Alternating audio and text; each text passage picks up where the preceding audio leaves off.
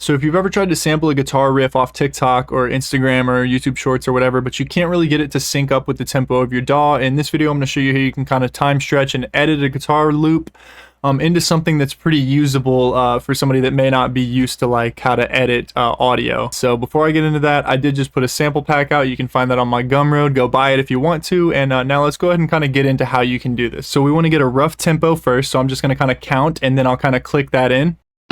2, 3, 4, 2, 2, 3, 4, 3, 2, 3, 4, 4, 2, 3, 4. So that's what I want to click the tempo tap at. You're not going to be able to hear this because it's just the mouse, but here we go.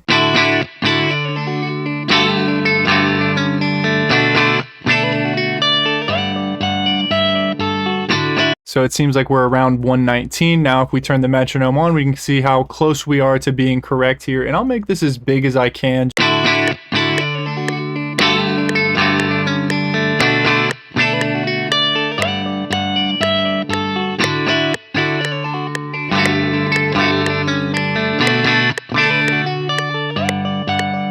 Oh my goodness, how lovely. Okay, so we have two problems here. First of all, it looks like it's getting to where it kind of is early later on. So as you can see here, this is starting before we want it to. And then obviously we're probably not going to produce a song with this in it. Oh my goodness, how lovely. And so how do we get those two parts fixed? So the first thing we're going to do is fix the timing here. So I'm going to play it until I feel like it's starting to get off.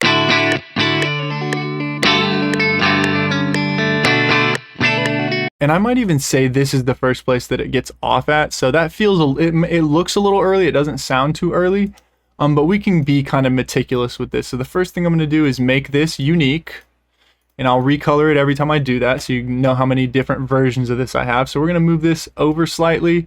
We're going to turn this little double arrow on with Shift M. See, that turns my little double arrow, which will switch it to stretch mode. Then I'm going to go to the snap to grid and set it to none. Move this to here. And make sure it is set to stretch mode because resample will change the pitch of it. Right, we don't want that. We want it to just change the length without the pitch. Stretch mode is the best for that. E3 generic's also good, but we're gonna go with stretch mode. Now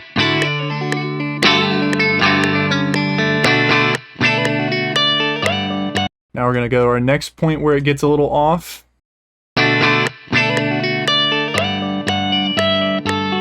And it sounds like that's early. So I'm going to go in here and kind of cut it. And since we have 4 earlies in a row, we can probably just slide all these back a little bit. And then we're going to make this unique right here. And we're pretty close to on tempo here. So you can kind of just stretch this to fit that section. And I'll recolor it again so you know that we have 2 different versions of it now. Change it to stretch mode. We want to make sure all these are in stretch mode. So I'm going to go ahead and set that for my blue clip, which is the main one.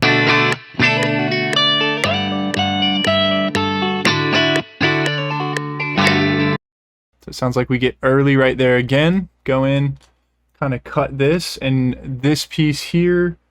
Now there's something that's interesting about this, which is this seems on time.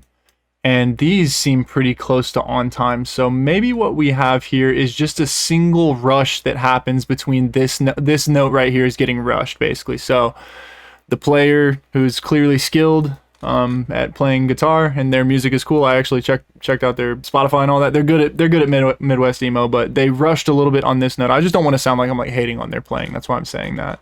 So what we need is this one note right here. That one right there. This one right here, we want it to be the length of that because these, again, look like they're on time.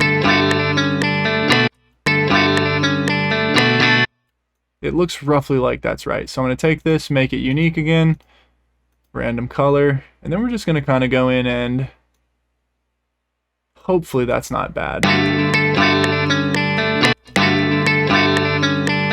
And that sounds decent. And then this piece...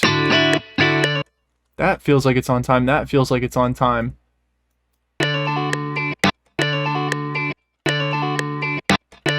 We might just want one piece of this to change.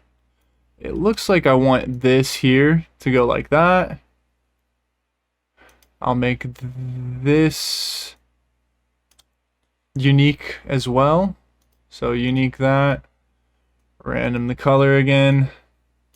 That looks to be okay, and we'll listen to it. We don't want to just go off looks. I mean, this looks like it starts at the right point. I just need it to be longer because, again, it looks like the next piece plays a little too early. So we're going to go in here and just unique this. And as you can kind of see here, every time I stretch the clip, I'm making another unique piece. And you'd think it's going to get cluttered in the workflow, but it won't because we're going to render this to one single clip after. So,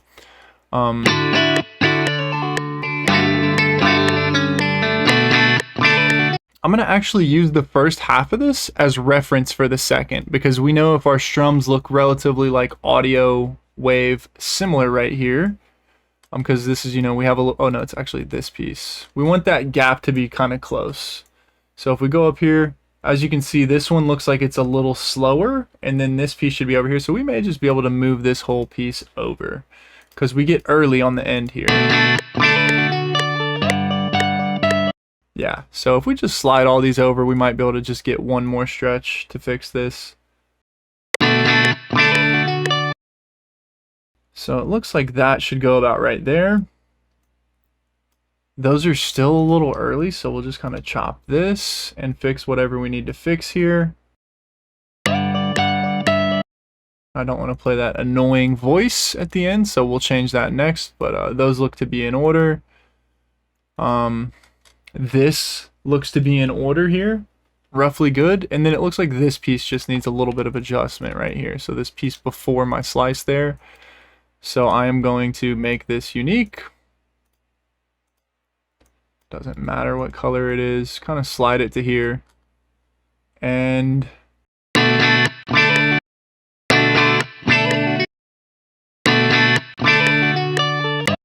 I think I'm good with that. I think I'm okay with that. I think this piece just needs to be, in this case, since there's silence there, we don't even probably have to adjust this. We can kind of just add a little fade here, add a little fade there. That.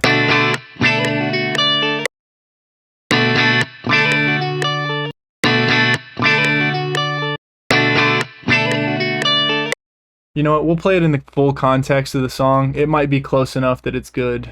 I don't want to over adjust stuff and make it, you know, a Frankenstein of a loop. I'm going to go in here. And I need to change this slightly. I need to make it unique first. As you can see, it was kind of changing my last piece there. So we're going to do this. So now what do we do about this piece? Because we don't want that. Oh my goodness. So luckily, probably, if we have a guitar riff that's relatively similar on both ends, I can just take that last little piece there and repeat it at the end. And with any luck, we'll kind of have a finished loop here. Now a good way to check it once you finish is just copy it over. So I'm just going to shift click on the whole thing. And hopefully once we play it through, it'll just kind of keep going like a little seamless loop here. So let's kind of check that.